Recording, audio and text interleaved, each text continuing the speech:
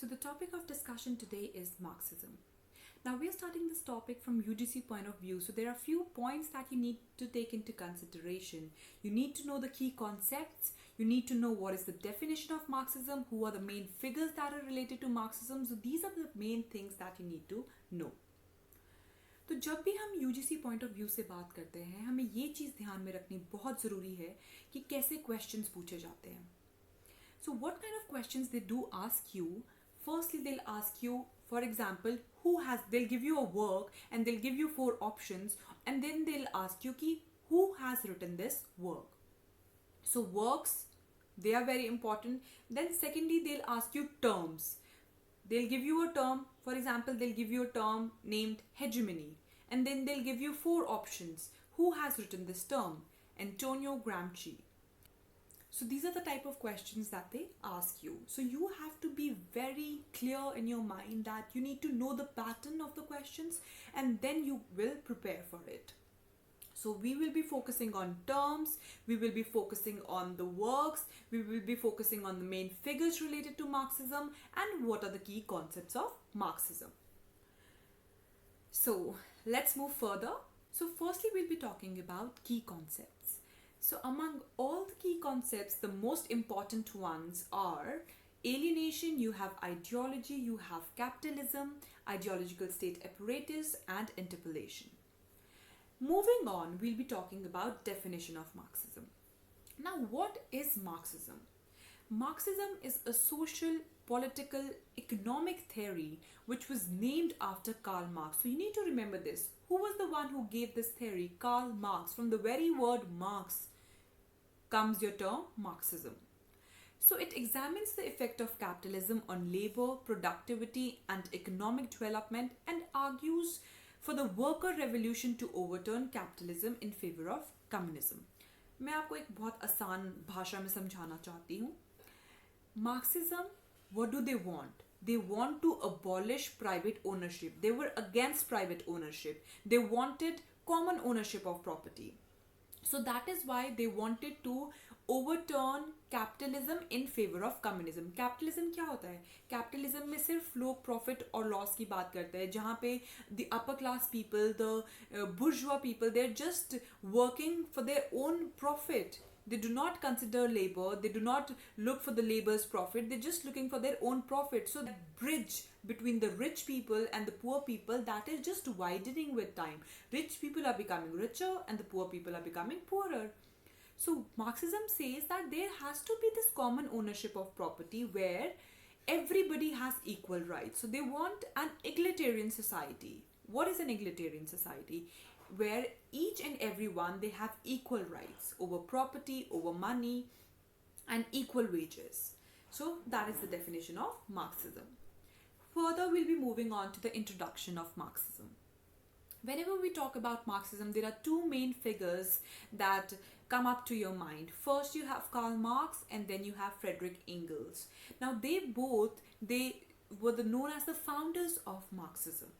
They both believe that there is a conflict between rich and poor people, and in order to resolve this conflict we need to abolish the private ownership of property, and this very view was stated in their jointly written Communist Manifesto of 1848. अब यहाँ से आपको एक चीज़ जो है कि याद रखनी है कि कम्युनिस्ट मैनिफेस्टो किसने लिखा था. ये दोनों ने इकट्ठे लिखा था. Like it was a jointly written manifesto. So you need to remember that Karl Marx and Friedrich Engels, both of them have collectively written Communist Manifesto, and further you need to even remember the date of it. You need to remember that it was written in 1848. Now, what is the aim of Marxism? Aim of Marxism is they want to bring about a classless society. They do not want this class, they do not want upper class, they do not want working class, they want everybody to be equal, working equal and getting equal wages. So they want a classless society which is based on common ownership of the means of production, distribution and exchange. I hope that is very clear to all of you. Moving further, whenever we talk about Marxism, there is base and superstructure. Now, what do you mean by base and what do you mean by superstructure?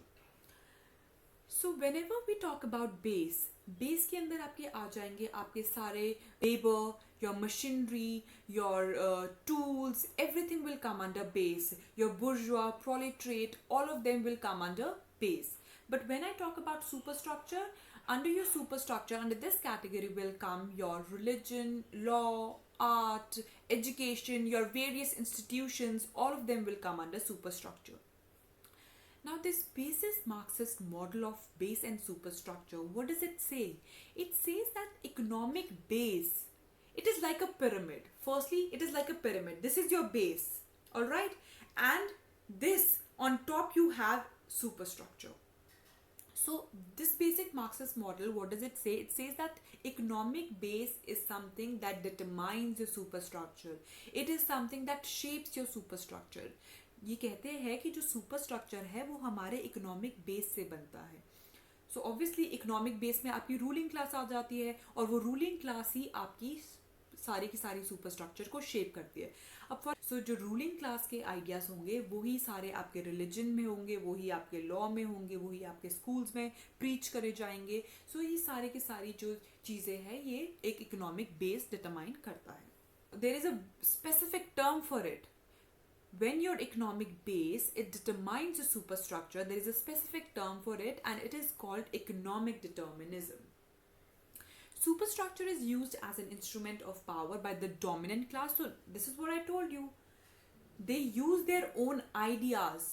The dominant class, the bourgeois class, they use their own ideas and they further preach it through the superstructure, through the various institutions, through art, through your religion, through law and so on.